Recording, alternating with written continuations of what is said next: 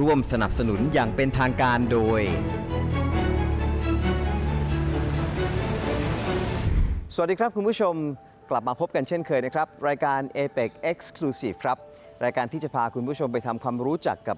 21 เขตเศรษฐกิจซึ่งเป็นสมาชิกของ APEC ซึ่งปีนี้ประเทศไทยเป็นเจ้าภาพนะครับ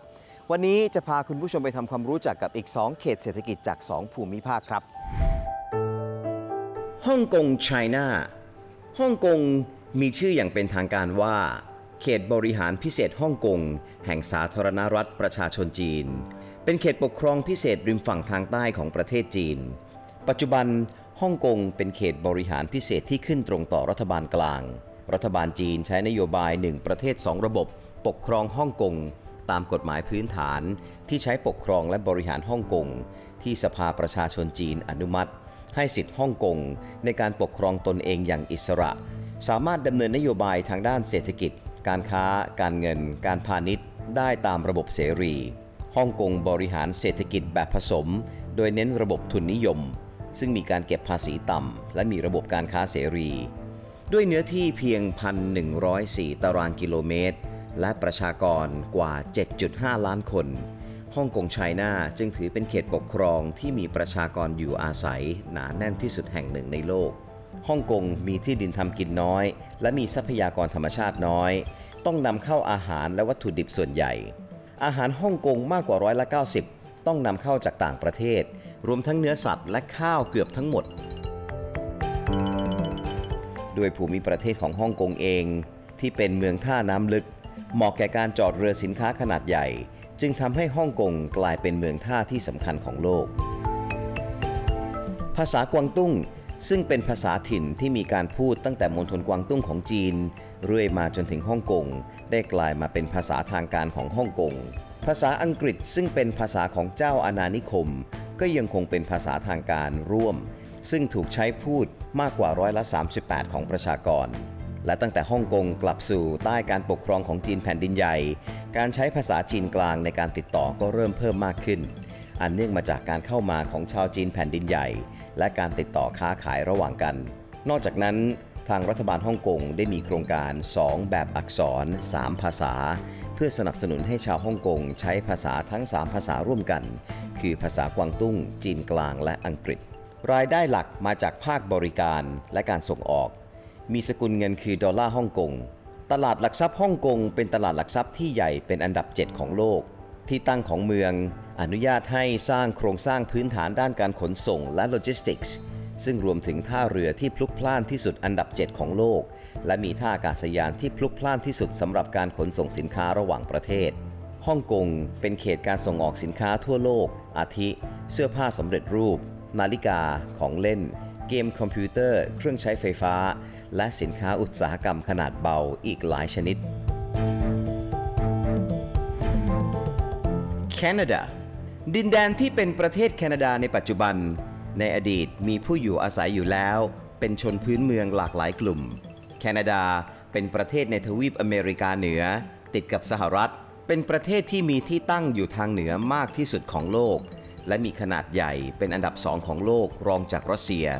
ปัจจุบันแคนาดาใช้ระบอบการปกครองแบบประชาธิปไตยโดยมีพระมหากษัตริย์เป็นประมุขโดยถือสมเด็จพระเจ้าชาร์ลส์ที่3เป็นพระมหากษัตริย์แคนาดาใช้2ภาษาราชการได้แก่ภาษาอังกฤษและภาษาฝรั่งเศสแคนาดาเป็นประเทศที่พึ่งพิงการค้ากับต่างประเทศเป็นหลักโดยมีสัดส่วนการค้าต่อผลิตภัณฑ์มวลรวมภายในประเทศหรือ GDP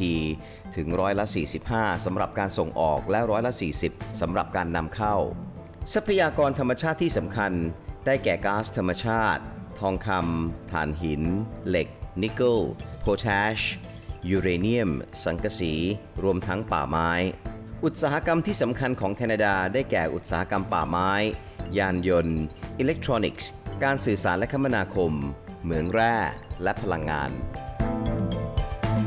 ภาคการบริการเป็นภาคกิจการที่สำคัญที่สุดของแคนาดาคิดเป็นสัดส่วน60%ของภาคเศรษฐกิจของประเทศธนาคารชั้นนำของแคนาดา6แห่งเป็น1ใน100ธนาคารชั้นนำของโลกและมีสาขาอยู่ในต่างประเทศทั่วโลกกว่า60ประเทศ ความก้าวหน้าทางเทคโนโลยีโดยเฉพาะอย่างยิ่งด้านคอมพิวเตอร์และโทรคมนาคมทำให้แคนาดาสามารถพัฒนาความก้าวหน้าในภาคกิจการนี้ได้เป็นอย่างมากแคนาดามีประชากร 36.5 ล้านคนโดยประมาณ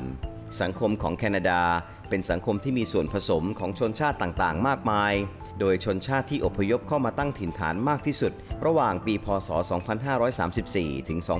2543 คือคนจากเอเชียเนื่องจากแคนาดาเป็นประเทศที่กว้างใหญ่มากจึงมีความหลากหลายสูงทั้งในเรื่องประชากรสภาพของพื้นที่สภาพอากาศและวิถีชีวิตของผู้คนอย่างไรก็ตามวัฒนธรรมแบบแคนาเดียนให้ความสำคัญกับความภาคภูมิใจและความยึดมั่นในความเสมอภาคความหลากหลายและความเคารพต่อทุกคนอย่างเท่าเทียมกันแก่นสารของค่านิยมนี้เองจึงทำให้แคนาดามีความเป็นมิตรมีความสงบและปลอดภัยสำหรับการใช้ชีวิตในมิติด้านศาสนาประเทศแคนาดายังเปิดกว้างต่อการปฏิบัติและความเชื่อทางศาสนาและกว่า20%ของประชากรยังระบุว่าไม่มีศาสนาเสียด้วยซ้ำกลับมาติดตาม APEC Exclusive กันต่อนะครับกับผมวารินทร์ สัจเดียวครับช่วงนี้จะพาคุณผู้ชมไปทำความรู้จักกับเขตเศรษฐกิจฮ่องกงซึ่งในภาษาทางการของ APEC นั้นจะเรียกเขตเศรษฐกิจนี้ว่าฮ่องกงไชน่าครับ APEC is about open dialogues and cooperation in achieving trade and investment liberalization and facilitation, as well as enhancing regional economic cooperation. As a staunch supporter of free and open trade, Hong Kong China shares these APEC values and attaches great importance to the work of APEC since we joined the organization in 1991. We have been participating in APEC in the name of Hong Kong China. This is indeed a testimony of the successful implementation of one country, two systems, and underlines our autonomy in external trade and economic matters. Trade between Hong Kong, China, and other member economies of APEC accounts for some 80% of our external trade. APEC therefore provides Hong Kong, China with an excellent and ideal platform to cooperate with APEC member economies on a wide range of economic and trade issues, and to promote Hong Kong, China as an international trade and financial center. Given our close economic linkage and cooperation with other member economies in the region, we stand to benefit from the APEC process. As a demonstration of the importance we attach to APEC's work, Hong Kong China is currently the chair of APEC Economic Committee and the deputy lead shepherd of the Energy Working Group. We also hosted capacity building workshops and worked on research projects in collaboration with APEC's Policy Support Unit. Next year, we will be hosting the Small and Medium Enterprise Working Group meeting in Hong Kong, China, and hope to see active participation from APEC member economies. We have been actively participating in APEC's work to advance trade and investment liberalization and facilitation, and achieve significant results collectively with other member economies. Over the years, APEC has implemented various business facilitation initiatives such as simplifying custom procedures, enhancing business mobility through the APEC Business Travel Card, promoting electronic commerce, etc., to improve the region's business environment.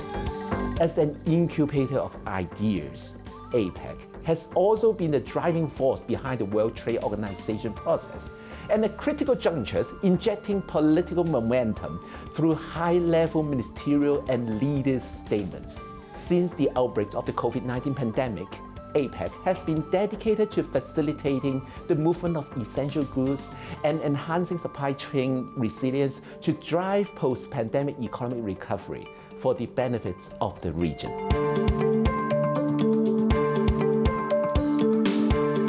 Thailand and Hong Kong, China have long been enjoying harmonious bilateral trade and economic relations. We also have very close people-to-people bond on both business and personal levels. We always treasure Thailand as a valuable trading partner, and we are highly supportive of Thailand as the APEC host in 2022.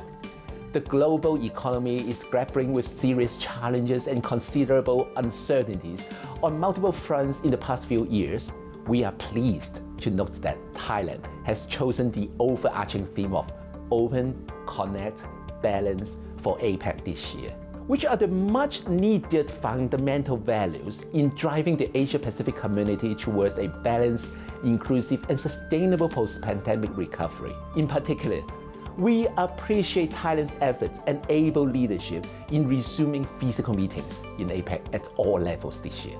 including the upcoming APEC Economic Leaders Meeting in November. We also commend Thailand's work this year in striving to drive APEC towards a sustainable and balanced post-pandemic recovery through the overarching concept of bio-circular green economy and reviving APEC's conversations on the free trade area of the Asia-Pacific with a view to responding to the pandemic and contributing to the economic recovery in the region. Our leader and trade minister look forward to visiting Thailand to attend the AELM and AMM in November to establish and renew ties with Thailand and other APEC member economies for strengthening regional cooperation. Hong Kong, China will continue to work closely with Thailand with a view to delivering tangible outcome under the theme of Open, Connect, Balance for APEC 2022.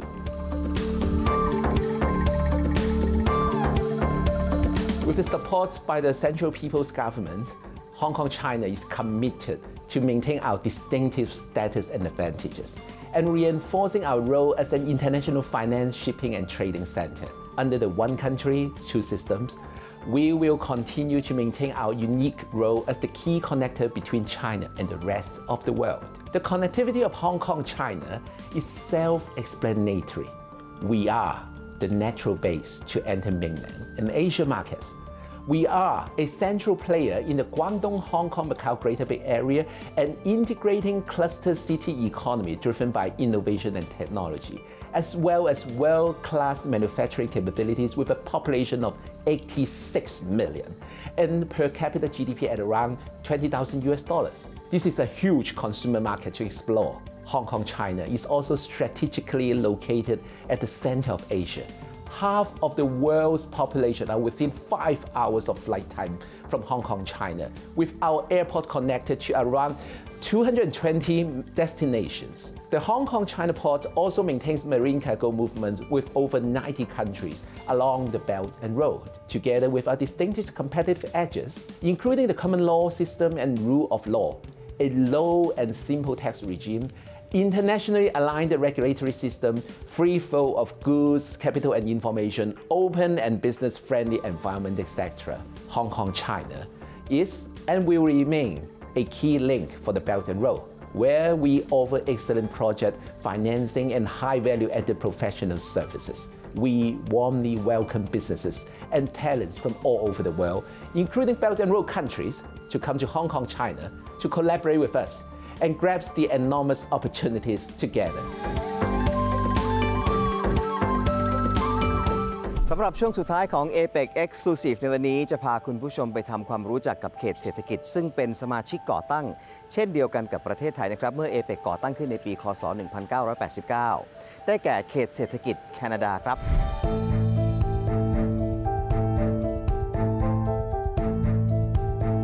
APEC's very relevant to Canada. I mean, first of all, for a very simple reason of geography. So Canada has a long west coast on the Pacific Ocean, so we're very much a Pacific country. And you may know we have beautiful cities like Vancouver and Victoria on our west coast. But it's much more than that. It's also strong economic ties. If you look at the membership of APEC, many of our largest trading partners are also APEC members. So it's very, very important economic and trade connections and investment connections for us with the other APEC economies. Just APEC as an organization, very important for us as a setting in which we can discuss things like rules-based trade, open economies in the region, and it's actually the only forum that for Canada that meets at a leaders level that is trans-Pacific. So for us, it's a really important opportunity to be able to meet and exchange with other economies in the region around ways that we can make the region more connected and more prosperous.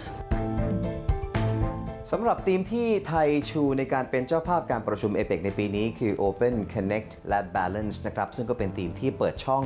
ให้ไทยและแคนาดาสามารถที่จะร่วมมือกันได้ในหลากหลายสาขาครับ We just celebrated 60 years of diplomatic relations last year between Thailand and Canada. So we have a strong bilateral relationship, but we also work closely together in different multilateral organizations like APEC. And actually, Thailand and Canada are both founding members of APEC. We've been in it from the start, working together. Right now, I think I really see the relevance in Thailand's host year. If I look at the themes, so Thailand picked 3 themes: open, connect, and balance. And those are very relevant themes for Canada as well. In terms of openness, we're very interested in now there's a renewal of discussions around the concept of a free trade area of Asia Pacific. So Canada's very interested in that.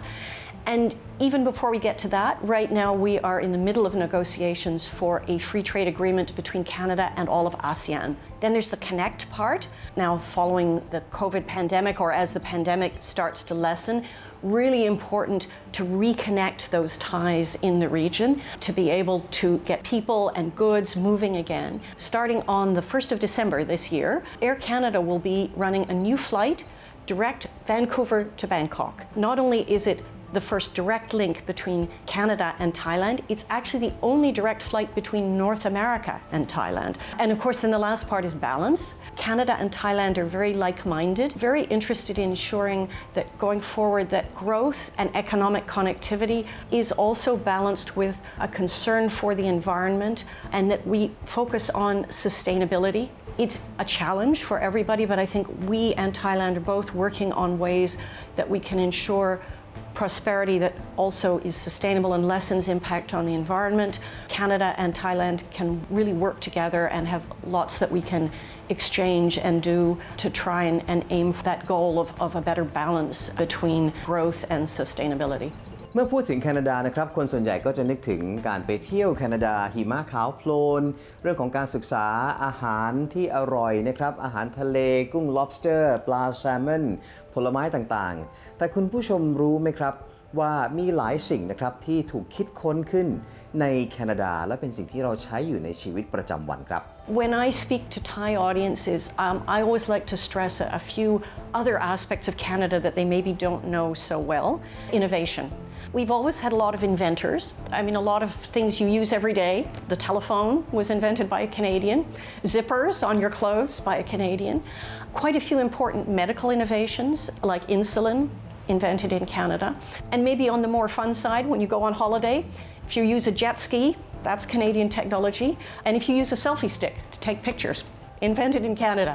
So we are a very innovative nation, and we're an innovative economy, and I think now we're turning more and more towards new areas, artificial intelligence, green technology especially, and clean technology, again with that goal of balance and sustainability in mind. We are working in very innovative areas in the new economy, if you like, and I think that's something we also share with Thailand. I know Thailand is trying to increasingly upgrade and move towards a cleaner, greener, more innovative economy. So when you look at that, think of Canada as well. One thing that's really important that characterizes Canada is diversity and inclusion. With the exception of our First Nations, as we call them, our Aboriginal people, almost everybody else in Canada is the descendant of immigrants, people who've come to Canada in the last few hundred years. I think about 1 in 5 Canadians was actually born outside the country. That's a very important part of our identity and an important part of our links to Asia. So if you look at the city of Vancouver on the west coast, roughly half the population there is of Asian descent. That really, I think, builds those economic ties and also the people-to-people ties. Because we're so diverse, we also really care a lot about inclusion. So that drives our approach to a number of things, including trade and economic issues that are discussed in APEC. So the free trade agreements that I mentioned, we try very hard to ensure that when we negotiate free trade agreements, that they're very inclusive. So we want to make sure that when there's economic growth and prosperity, it benefits everyone. It benefits the widest possible group. And that means looking at what you need to do in the context of free trade and of some of the other economic issues that APEC addresses to ensure that women entrepreneurs, small and medium-sized enterprises, Indigenous entrepreneurs, visible minorities, groups who sometimes in the past haven't been able to benefit so much from trade and openness are part of this growth, and making sure that, again, our free trade agreements and other rules of trade in the region benefit everyone. A very large part of our GDP, around 40%, is actually driven by trade. We're similar to Thailand, very outward-oriented economy with lots of small and medium-sized enterprises engaged in trade. So I think that's something we share a similar perspective and again means a similar commitment to a very open, rules-based, inclusive trading environment. ทั้งเขตเศรษฐกิจฮ่องกงไชน่าและแคนาดามีการค้าเป็นส่วนสำคัญของการขยายตัวทางเศรษฐกิจหรือ GDP เช่นเดียวกันกับเขตเศรษฐกิจไทยนะครับและนี่คือทั้งหมดของ APEC Exclusive ในสัปดาห์นี้กับผมวารินทร์ สัจเดลครับกลับมาติดตามรายการได้ทุกวันอาทิตย์เวลาบ่าย 2 โมงครึ่งทาง TNN ช่อง 16 นะครับวันนี้ลากันไปก่อนสวัสดีครับร่วมสนับสนุนอย่างเป็นทางการโดย